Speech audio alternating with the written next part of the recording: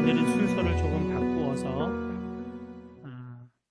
말씀 선포 후에 성찬식하고 그 다음에 찬양대 칸타타 함께 하도록 하겠습니다. 오늘은 주님이 부활하신 날입니다. 기쁨과 감사함으로 맞이하고 기뻐하고 즐거워해야 할 날이지만 2014년 부활절은 다른 해 부활절처럼 즐거운 분위기만으로 지날 수는 없습니다. 고국의 깊은 슬픔이 우리들에게 그대로 전해져 있기 때문입니다. 고국 대한민국은 분노와 슬픔으로 깊게 잠겨 있습니다. 그래서 오늘 집사님도 기도해 주셨지만 이 시간 먼저 우리 조국 대한민국을 위해서 함께 기도했으면 좋겠습니다. 반주 좀 부탁드리고요. 진도 앞바다에 침몰되어 있는 세월호에 갇혀서 구조받지 못하고 있는 어린 생명들, 사람들을 위해서 기도했으면 좋겠습니다. 주님, 불쌍히 여겨 주옵소서. 하나님이 왜 그렇게 하시는지 정말 이해하기 어렵고 받아들일 수 없지만 진리의 말씀인 성경에 하나님은 사랑이시라고 했습니다. 하나님 자녀의 생사를 알지 못해 발을 동동 구르며 가슴을 찢고 있는 가족들의 절규를 들어주시고 그들을 불쌍히 여겨 주옵소서.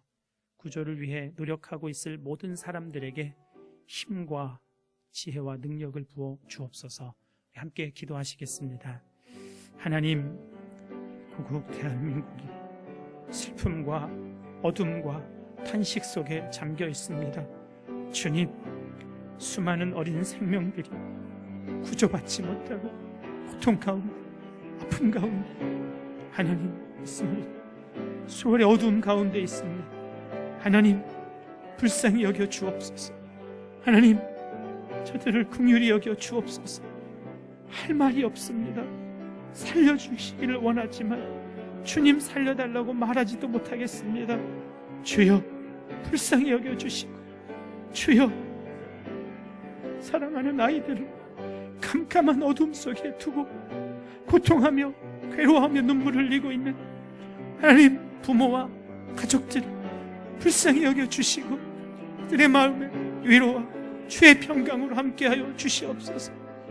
주여, 하나님, 구조를 위해 힘쓰고 애쓰는 수많은 사람들 하나님의 지혜와 힘과 능력으로 함께 하셔서 속히 저들이 해야 할 일들을 하게 하시고 어두움이 걷히고 밝아지는 날이 속히 오게 주여 역사하여 주시옵소서.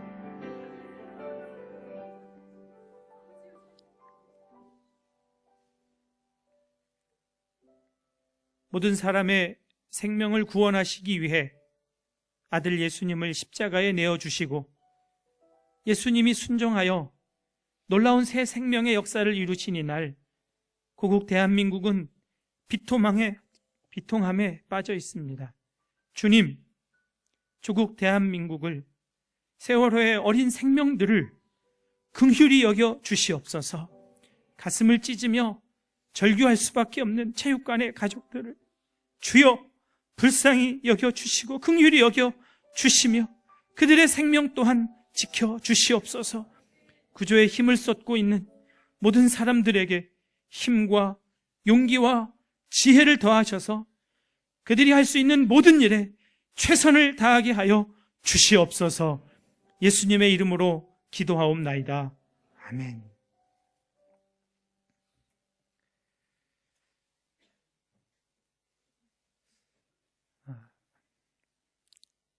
부활주일입니다. 위대한 생명을 기뻐하며 감사해야 할 이날에 우리 조국 대한민국이 깊은 슬픔과 어둠에 잠겨 있습니다. 어쩌면 예수님이 산헤드린 공의회에 체포되시고 대제사장 빌라도, 헤롯, 또다시 빌라도에게 끌려다니시며 밤새도록 신문 받으시던 그때 그를 멀찍이 지켜볼 수밖에 없었던 베드로의 마음이 꼭 이와 같은 마음이었겠다 여겨집니다. 베드로는 예수님을 절대로 지켜드리겠다고 맹세했지만 인간의 맹세는 얼마나 헛된 것이고 인간의 결심과 결단은 얼마나 연약한 것인지 드러내며 그 새벽에 베드로는 예수님을 3번 부인하고 처절한 심정으로 통곡해야 했습니다. 깊은 어둠을 통과해야만 했습니다. 예수님은 여러 번 제자들에게 미리 말씀해 주셨습니다. 대제사장들과 장로들에게 고난을 당하시고 죽임 당하신 후에 제3일에 다시 살아나실 것이라고 말씀해 주셨지만 그 이야기를 불안하게 듣고 또 그 이야기가 사실이 아니기를 바라는 마음들이 가득했겠지만 예수님과 그 제자들에게는 그 일이 실제로 일어났고 실제로 그 일이 일어날 때 예수님이 다시 살아나실 거라는 이야기는 까맣게 잊어버렸습니다. 아마 스승이 죽으실 때 그들 모두도 죽은 사람 같이 되었기 때문이라 여겨집니다. 유대인의 안식일은 금요일 오후 6시에 시작됩니다. 예수님은 그보다 3시간 먼저 십자가에서 죽으셨습니다. 예수님이 죽으셨다는 보고를 받은 빌라도가 벌써 죽었을까 이상하게 여길 만큼 예수님은 그렇게 빨리 죽음을 맞이하셨고 안식일에 무덤에 안치됩니다. 그 안식 후 첫날 바로 오늘 새벽에 몇몇 여인들이 예수님의 무덤으로 갑니다. 안식일이 시작되기 전에 시체를 무덤에 매장해야 됐기 때문에 예수님의 시신에 아무것도 해드리지 못하는 것이 너무나 마음에 걸려 안식 후 첫날 이른 새벽에 그 무덤으로 갔습니다. 예수님이 다시 살아나셨으리라는 것은 상상도 할 수 없었습니다. 그저 걱정은 무덤을 막고 있는 그 거대한 돌문을 어떻게 밀고 그 무덤으로 들어갈 수 있을까 하는 것이었습니다. 여인들이 도착했을 때 기괴한 일이 무덤에 일어나 있었습니다. 거대한 그 돌이 굴러가 버린 겁니다. 장정 20명은 있어야 밀어 옮길 수 있는 돌이 옮겨져 있는 겁니다. 잘 됐다 싶은 마음도 있었겠지만 이상한 마음이 들어 그 안으로 들어가서 보니 예수님의 시체가 사라지고 없습니다. 여러분, 예수님의 부활, 예수님의 이 생명에는 놀라운 에너지와 능력이 있습니다. 엄청난 힘과 능력이 예수님의 생명 안에 있습니다. 예수님이 죽으실 때도 성소의 휘장이 위로부터 아래로 쫙 찢어졌다고 했습니다. 성소의 휘장은 손 두께만큼 두꺼웠고 길이는 약 20m, 넓이는 10m. 이것을 만드는데 300명의 제사장이 필요할 만큼 거대한 천이 둘로 찢어져 버렸고 땅이 진동하고 바위가 터져 나갔다고 했습니다. 부활하신 예수님의 죽으심과 부활하심의 기간을 3일로 생각하지만 72시간은 아닙니다. 시간으로 환산하면 약 40시간 정도 예수님이 무덤에 계셨습니다. 그때 무덤이 열리고 하나님 안에서 죽었던 성도들의 몸이 다시 일으켜졌고 예수님의 부활과 함께 부활하여 무덤에서 나와 거룩한 성에 들어가 많은 사람들에게 보였다고 마태복음에서 기록하고 있습니다. 마치 집 표면에 어마어마한 에너지로 끓고 있는 에너지의 용암이 지반이 약한 땅을 뚫고 솟구쳐 오르듯이 주님의 부활 생명의 힘과 능력이 곳곳에서 나타나고 하나님 안에서 예정된 사람들에게 새로운 생명의 역사가 나타나게 된 것입니다. 그날 새벽 우리 주님 부활 생명의 힘과 능력은 아주 절제되어 있는 것이었습니다. 그 힘과 능력은 2000년 동안 계속 되어 오고 있습니다. 새로운 생명이 계속해서 일으켜 세워지고 있습니다. 2000년간 기독교 역사에서는 수많은 생명들이 예수 안에서 새롭게 태어나고 성장하고 있습니다.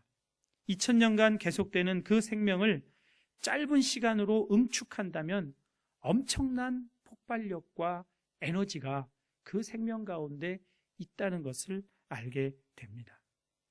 처음 예루살렘에서 시작된 이 생명의 힘이 2000년 기독교 역사를 통하여 지금까지 새로운 생명을 탄생시키는 능력인 겁니다. 하나님의 나라는 이 부활 생명으로 계속해서 넓어져 가고 있습니다. 역사상 위대한 제국들이 많이 있습니다. 그들은 위대한 생명들에 의해 세워지고 성장했습니다. 알렉산더, 진시황, 징기스칸, 나폴레옹, 이집트 제국, 메소포타미아 제국, 로마 제국. 역사적으로 알려져 있는 이 제국들은 그러나 모두 그 생명을 다하고 역사 속으로 다 사라졌습니다. 아마 그 당시 그 제국에 살던 사람들은 그 제국은 영원할 거라는 그런 생각과 느낌을 가졌을 겁니다. 그러나 역사상 어느 제국도 멸망하지 않은 제국은 없습니다. 왜일까요?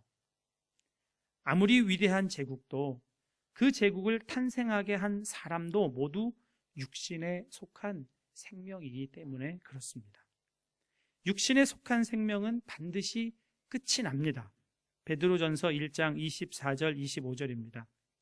그러므로 모든 육체는 풀과 같고 그 모든 영광은 풀의 꽃과 같으니 풀은 마르고 꽃은 떨어지되 오직 주의 말씀은 세세토록 있도다 하였으니 너희에게 전한 복음이 곧 이 말씀이니라. 모든 육체는 풀과 같고 꽃과 같습니다. 싱싱함과 아름다움은 한철이 지나면 반드시 끝이 납니다. 그러나 주의 말씀은 세세토록 있습니다. 말씀은 단순히 인간의 언어를 나타내지 않습니다. 말씀에 생명이 있고 그 생명은 한 인격 안에 있는 생명입니다. 태초에 말씀이 계시니라. 이 말씀이 하나님과 함께 계셨으니 이 말씀은 곧 하나님이시니라.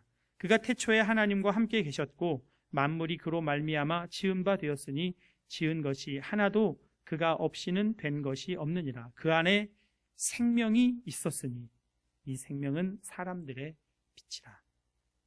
말씀이 곧 예수님입니다. 육신에 속한 옛 생명은 수명을 다해 풀과 같이 꽃과 같이 사그러들지만 예수님은 부활하셔서 새로운 생명이 되셨습니다. 그리고 그 예수님을 믿는 자마다 이 생명이 되게 하셨습니다. 부활은 회복입니다. 생명의 회복입니다. 육신에 속한 옛 생명은 죽고 새로운 생명, 부활 생명, 타락한 아담 이전에 가졌던 그 생명으로 회복되는 것을 말합니다. 로마서 5장 12절 말씀입니다. 그러므로 한 사람으로 말미암아 죄가 세상에 들어오고 죄로 말미암아 사망이 들어왔나니 이와 같이 모든 사람이 죄를 지었으므로 사망이 모든 사람에게 이르렀느니라. 아담에 속한 옛 생명은 그 끝이 사망입니다. 그러나 예수 안에 새로운 생명이 있습니다. 로마서 5장 17절입니다.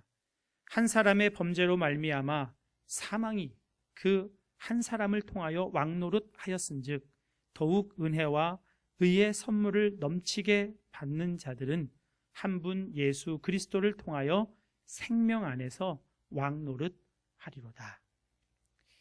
예수님의 부활은 단순한 희망사항이 아닙니다. 희망을 나타내는 사상도 아닙니다. 그것은 힘이고 능력이고 생명입니다. 예수님의 부활은 새 생명으로의 회복입니다.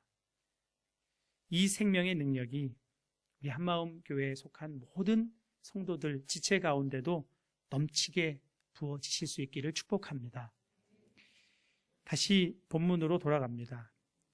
여인들은 예수님의 시체가 보이지 않자 근심합니다. 그때 찬란한 옷을 입은 두 사람이 여인들 곁에 나타납니다. 두려워 엎드린 여인들에게 두 사람이 말합니다. 어찌하여 살아있는 자를 죽은 자 가운데서 찾느냐? 여기 계시지 않고 살아나셨느니라. 주의 천사가 나타나 예수님 부활 소식을 여인들에게 전해줍니다. 그런데 이 말씀에 아이러니한 대비가 느껴집니다. 찬란한 옷을 입은 두 사람이 여인들에게 나타났습니다. 왜 두 천사가 나타났을까요? 마리아에게 수태고지를 했던 천사도 하나였고 사가랴에게 아들을 낳게 할 거라는 소식을 전해준 것도 하나였습니다. 그런데 왜 이때에는 두 천사가 나타나야 했을까요? 증언 때문입니다. 대제사장이 예수님을 신문할 때 반드시 찾아내려고 했던 것도 두 사람의 일치된 증언이었습니다. 어떤 일이 중요하면 중요할수록 반드시 두 사람 이상의 증언이 일치되어 나타나야 했기 때문입니다. 예수님이 살아나셨다고 증언하는 천사도 둘이고 그 증언을 듣고 다시 증언해야 할 여인들도 둘 이상 세 사람이었습니다. 거짓 증언이 아님을 분명히 성경에서 밝히고 있는 것입니다. 그럼에도 참 아이러니한 느낌을 갖는 것은 천사의 증언을 남자 사도들이 먼저 듣지 못하고 여인들이 듣게 되었다는 겁니다. 부활의 첫 증인, 숫자로는 두 사람 이상이기 때문에 일치된 거짓이 없는 증언임이 분명합니다. 그러나 증언하는 사람이 여자라는 점에서 참 아이러니합니다. 왜 첫 증인을 재판장에서 증인으로 채택해 주지도 않는 여인을 첫 증인으로 삼아야 했을까요? 옛 여인들은 사람의 숫자에도 들지 못했고 그들의 증언은 증언으로 채택되지 않았습니다. 이것을 통해 생각하게 되는 것은 부활은 가치의 회복입니다. 회복이라고 하는 것은 전복을 먼저 전제하게 되죠. 선한목자교회 유기성 목사님은 예수님의 사람 제자훈련 교재에서 이런 고백을 합니다. 설교에 열등감이 참 많으셨다는 겁니다. 설교 잘하시는 분의 설교를 들으면 은혜가 되기보다는 오히려 화가 날 정도였다고 고백합니다. 왜 저렇게 설교를 잘하는 걸까? 어쩌면 저렇게 말을 잘할까? 하나님은 저런 분을 쓰실 거다. 아무래도 저렇게 말도 잘하고 실력도 있는 분을 쓰시지 나같이 경상도 사투리에 말도 유창하게 못하는 사람을 쓰실 리는 없을 거야. 이런 좌절감, 이런 열등감에 깊이 빠져 있었다고 합니다. 그러다가 큐티 시간에 만난 성경 말씀이 고린도전서 1장 27절에서 29절 말씀입니다.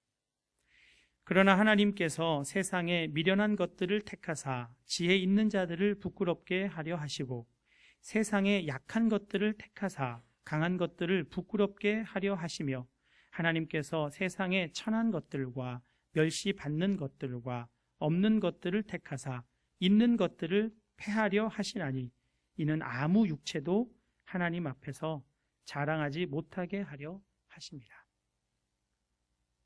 이 말씀이 도무지 아멘으로 받아들이지 못하겠더라는 겁니다. 머리로는 알겠는데 마음으로는 아멘이 안 되는 겁니다. 3일 동안 끙끙 앓다가 결국 하나님 앞에 무릎을 꿇었습니다. 그리고 도무지 마음으로는 이해되지 않고 용납되지 않지만 하나님 앞에 고백했다고 합니다. 하나님, 이 말씀을 믿겠습니다. 그러자 생각지도 않은 눈물이 눈에서 떨어지기 시작했고 그 자리에 꼬꾸라져 통곡을 하며 울었다고 합니다. 자아가 꺾어지는 시간이었습니다. 세상의 가치관은, 세상에 속한 마음은 지혜 있는 자, 강한 것, 있는 것을 원합니다. 그러나 하나님은 세상에 미련한 것, 약한 것, 천한 것, 멸시받는 것, 없는 것들을 쓰시겠다고 하십니다. 여러분은 이것이 믿어지십니까? 머리로는 알겠어요. 하나님은 그러신 분이시지. 그렇지만 나는 그렇게 되고 싶지 않은 것이 솔직한 심정입니다. 그래도 나는 실력이 있고 사람들의 인정도 받을 만하고 뭔가 그래도 가진 게 있어야 한다는 생각, 다른 사람들의 칭찬과 인정을 받을 만한 어떤 것을 내가 가지고 있어야 그래도 사랑도 받고 인정도 받는 것이 아닌가 하는 생각이죠. 그 마음이, 그 자아가 꺾어지는 것이 십자가를 통과하는 겁니다. 자존심 상합니다. 그러나 주님은 그것을 꺾으십니다. 무엇으로 꺾으시나요?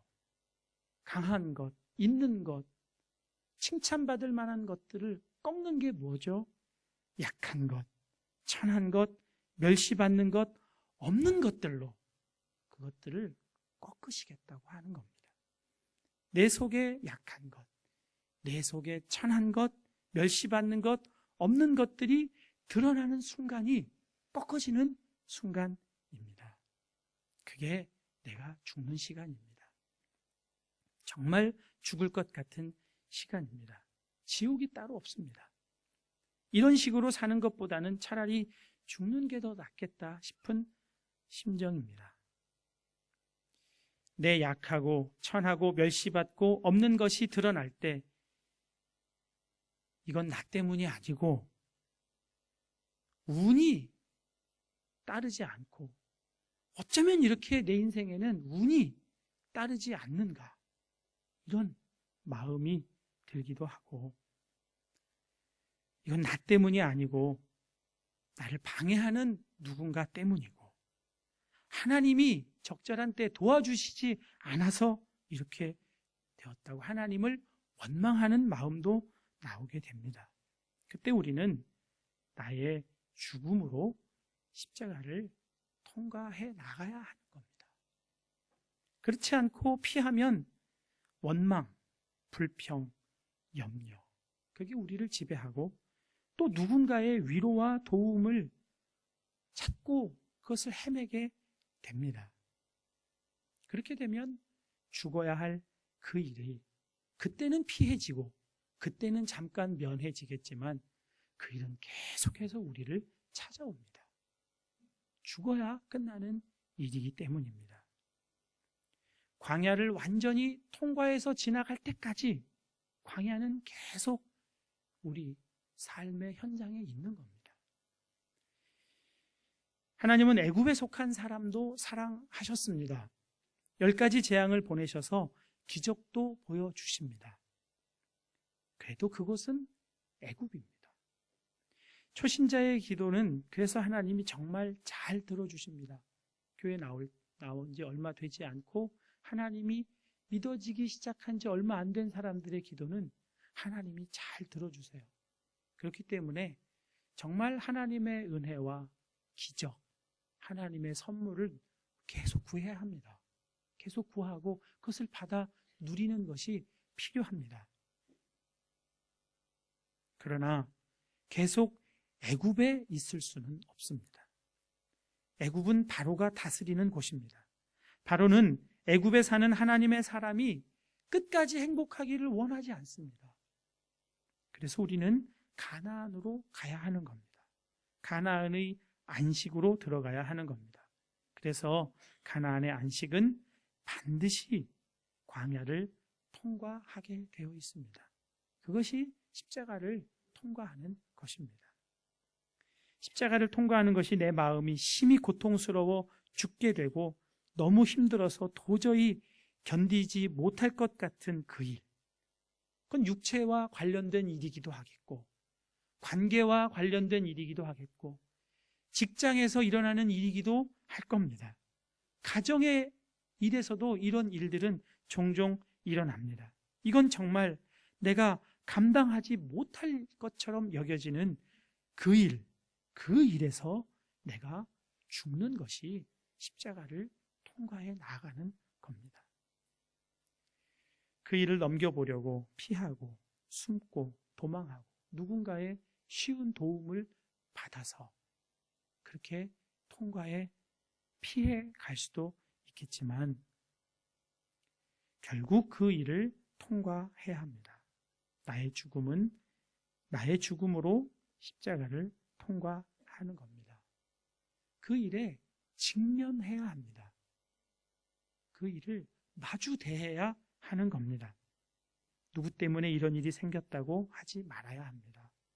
그건 통과하는 것이 아닙니다. 누구 때문이 아닙니다. 내가 죽어야 할 일로 받아들이게 되는 겁니다. 그게 나의 죽음으로 십자가를 통과하는 겁니다. 그러면 그 일은 내게 아무 일도 아닌 것으로 놀랍게 바뀌게 됩니다. 머리로는 이해가 되지 않아도 믿기로 하는 겁니다. 예수님도 겟세마네에서 통곡하며 기도하실 때 이 잔을 내게서 옮기시옵소서. 하나님의 뜻인 것을 믿기는 했지만 이해할 수가 없어서 이렇게 주님 앞에 기도했습니다. 또 십자가에서 나의 하나님 어찌하여 나를 버리시나이까 절규하실 때도 하나님의 뜻을 믿어 순종하여 십자가에 매달리셨고 그 십자가를 직면하여 통과해 나가시지만 다 이해할 수가 없었습니다. 믿는 겁니다. 정말 내 마음이 어렵고 그래서 몸이 어려울 그때 누군가의 위로와 도움을 구하기보다 주님, 제가 이 일에서 죽었습니다. 이렇게 고백해 나가는 겁니다. 애굽에서 일어난 하나님의 놀라운 은혜와 선물과 기적, 가나안에 들어가서 누리게 되는 놀라운 기쁨과 평강과 기적 같은 삶, 비슷해 보입니다. 그러나 결정적인 차이가 있습니다. 그건 실패할 때입니다. 그 은혜와 그 기적과 그 선물이 오지 않을 때입니다. 안식에 있는 사람은 그게 오지 않아도 기뻐하며 그게 오지 않아도 만족하며 살아갑니다. 그러나 애굽에 있는 사람은 죽을 것 같은 마음으로 고통스러워 하게 되는 겁니다.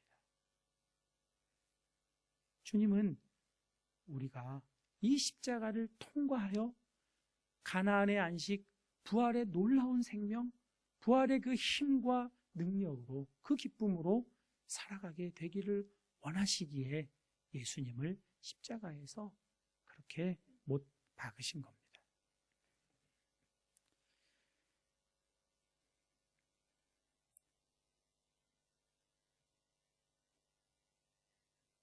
여러분이 힘들고 어려운 일을 만날 때 정말 이거는 내가 감당 못할 것 같은 그런 생각이 들 때 그때 여러분 이렇게 고백하십시오. 주님, 제가 이 일에서도 죽었습니다.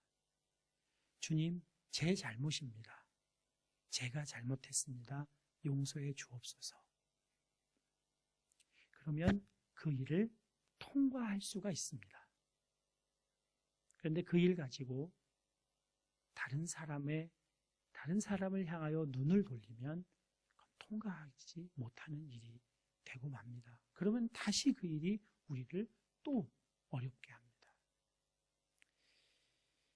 더 위대한 고백은, 더 능력 있는 고백은 그 어렵고 십자가를 통과하는 것 같은 상황에서 하나님 감사합니다, 이 고백으로 십자가를 통과하는 사람입니다.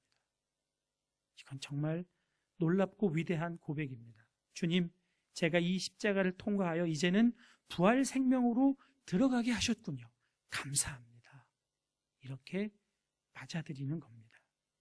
주님, 광야를 지나 이제 가나안으로 들어가게 되었군요. 감사합니다.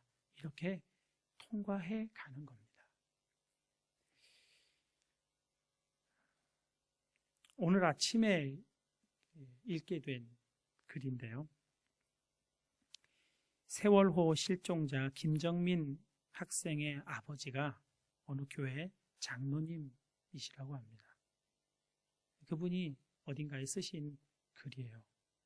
제목은 그리 아니하실지라도입니다. 요나가 고기 뱃속에서 하나님의 계획을 깨닫고 회개하고 나온 것처럼 돌아와도 감사하고, 그리하지 아니하실지라도 정민이가 하나님의 자녀로서 구원받은 것에 감사합니다. 우리의 생명이 영원하지 않음을 인식하고 잠시 있다 가는 나그네 인생, 하나님의 계획 속에서 말씀과 기도의 현장, 오직 예수 그리스도, 오직 복음으로, 오직 전도자의 삶을 살기를 기도합니다. 그 체육관, 그 현장을 복음 전하는 현장으로 받아들이고 있습니다. 그것에 감사하고 있습니다. 이건 정말 놀라운 고백이죠. 어떻게 이렇게 할 수가 있죠? 십자가를 통과한 장로님 안에 계신 예수님이 이렇게 나타나신 겁니다. 예수님의 부활 생명이 그의 안에 계시고 그것이 이 고백 가운데 드러나고 나타나게 된 겁니다. 부활의 생명입니다. 부활은 반드시 십자가를 통과해야 경험하는 새로운 생명입니다.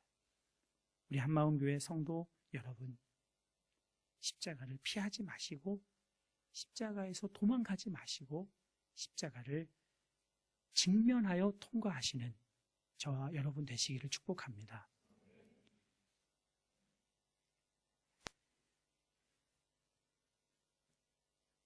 십자가를 억지로 지는 사람도 있었습니다. 그러나 억지로 지지 마시고 기꺼이 감사하며 죽을 것 같지만 죽지 않음을 믿고 놀라운 부활 생명으로 살아가시는, 그래서 다시 같은 일로 넘어지지 아니하고 가나안의 놀라운 안식과 깊은 평강, 깊은 만족과 행복을 넘치게 받으며 이 땅에서부터 이 부활 생명으로 천국을 누리는 저와 여러분 되시기를 축복합니다. 그래서 오늘 우리 성찬을 같이 참여하기를 원합니다. 성찬에 참여하기 전에 우리 주님이 행하신 일을 영상으로 다시 한번 보시고 그 이미지를 좀 우리가 품고, 그리고 성찬에 참여하면 좋겠습니다.